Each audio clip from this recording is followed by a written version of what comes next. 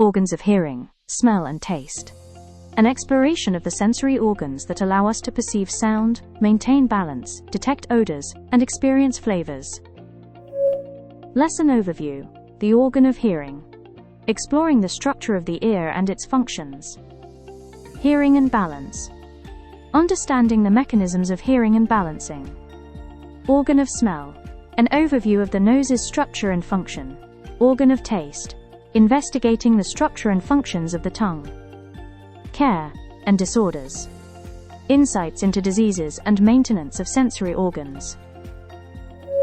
The mammalian ear. Mammals are equipped with 2 ears, symmetrically placed on each side of the head.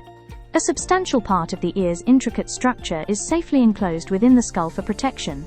The mammalian ear is remarkable for its dual functions. Hearing. The primary role of the ear is to detect and interpret sound waves, allowing us to perceive our auditory environment. Balance. Equally crucial, the ear is responsible for maintaining our body's posture and our sense of spatial orientation. These essential functions are achieved through the coordinated efforts of the ear's 3 distinct anatomical regions. Structure of the ear. The mammalian ear consists of 3 main parts, each with a crucial role. Outer ear. Collects and channels sound waves into the ear canal. Middle ear. Amplifies these sound vibrations for transmission deeper into the ear. Inner ear. Converts the amplified vibrations into electrical nerve impulses sent to the brain. The outer ear. Pinna. The flexible cartilage covered with skin that collects sounds, detects their direction, and directs them into the ear canal. External auditory meatus. The ear canal, lined with fine hairs and wax-producing glands that prevent germs, insects, and dust from entering while allowing sound waves to pass through. Tympanic membrane. Eardrum. A thin membrane that vibrates when sound waves reach it, transmitting these vibrations from the outer ear to the middle ear. The middle ear. The middle ear is a small air-filled chamber in the skull containing ear ossicles. 3 tiny bones, malleus, hammer, incus, anvil, and stape stirrup, that form a bridge linking the outer and inner ear. They transmit and amplify vibrations from the tympanic membrane to the oval window. Eustachian tube. A narrow tube connecting the middle ear to the pharynx. It opens when yawning, allowing air to enter or leave the middle ear so that air pressure on both sides of the eardrum remains equal. The inner ear. The inner ear consists of a complex system of fluid-filled passages.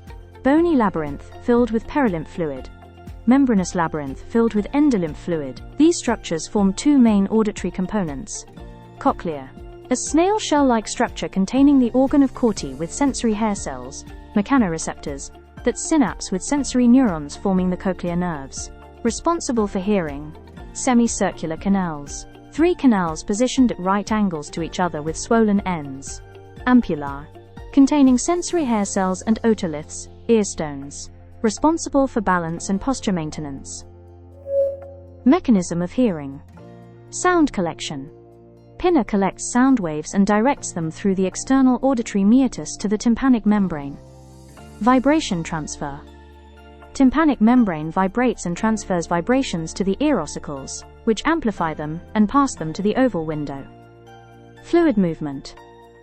Vibrations cause movement of perilymph and endolymph fluids in the cochlea. Nerve impulse. Organ of Corti converts vibrations to electrical impulses that travel via auditory nerves to the brain for interpretation. Mechanism of balancing. The semicircular canals in the inner ear are crucial for maintaining our sense of balance. Fluid movement. Head movement in any direction causes the fluid within the semicircular canals to shift. Otolith shift. This fluid movement causes the otoliths, ear stones located in the ampullae, to change position. Hair cell stimulation.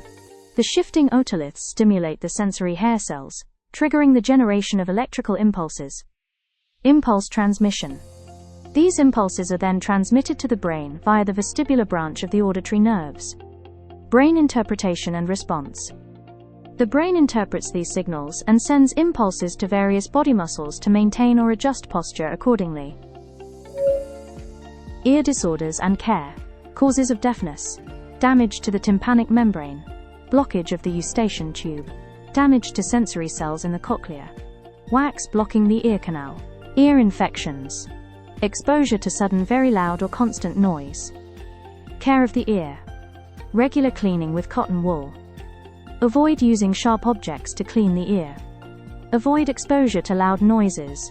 Protect ears from strong air pressure that could damage the eardrum. Consult medical doctors for any ear problems. Why do we feel dizzy after spinning? Fluid movement during spin. When spinning, fluid in the semicircular canals moves with the rotation, stimulating hair cells. Fluid continues to move. When spinning stops, the fluid continues to move due to inertia, sending conflicting signals. Sensory conflict. The brain receives conflicting signals. Visual cues indicate stillness, but the inner ear suggests continued rotation. Resulting dizziness. This sensory conflict causes dizziness until the fluid settles and signals normalize. Advantages of having two ears. Sound localization. Two ears allow the brain to determine the direction from which sounds are coming by comparing the timing and intensity of sounds reaching each ear. Better sound quality. Binaural hearing provides fuller, richer sound perception and improved ability to distinguish sounds from background noise. Redundancy. If one ear is damaged or experiencing temporary issues, the other can still function, preventing complete hearing loss. Improved balance. Two sets of semicircular canals provide more accurate information about body position and movement. The organ of smell, the nose. The human olfactory organ is the nose. Compared to some animals like dogs, humans have a relatively poor sense of smell. We detect odors quickly but for a short time. Structure for scent detection. The epithelial lining of the nasal cavity contains rich sensory nerve endings. Olfactory receptors are specifically located in the upper part of the nasal cavity. These receptors connect directly to the olfactory nerve, cranial nerve I. The olfactory nerve then transmits these signals to the olfactory lobe of the brain for interpretation. Mechanism of smelling. Odor entry. Volatile chemical substances in the air enter the nostrils during inhalation. Dissolution. Chemical particles dissolve in the mucus layer covering the olfactory receptors, enhancing detection. Receptor stimulation. Dissolved chemicals stimulate the olfactory receptors, triggering a response. Signal interpretation. Nerve impulses travel through the olfactory nerve to the olfactory lobe of the brain, which interprets the type of smell.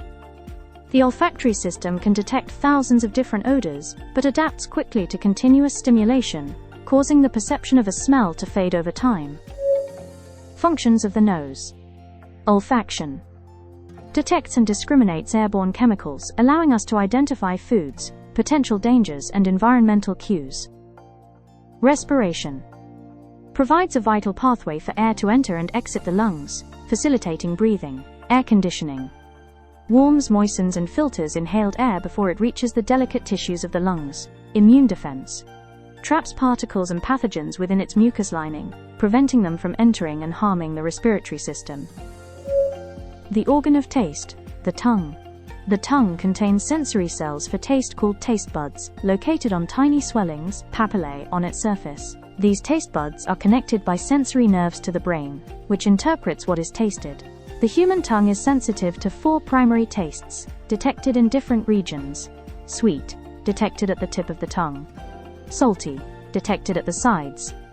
Frontal, sour, detected at the sides, toward the back. Bitter, detected at the back of the tongue. Note: modern research recognizes a 5th basic taste, umami, which responds to savory flavors. Mechanism of tasting. Food entry. Food or drink enters the mouth. Dissolution. Chemicals from the substance dissolve in saliva on the tongue. Receptor stimulation. Dissolved chemicals stimulate the sensory nerve endings in taste buds. Signal interpretation. Impulses pass to the brain for interpretation as sweet, bitter, sour, or salty. The connection between smell and taste. Smell and taste are closely related sensory experiences.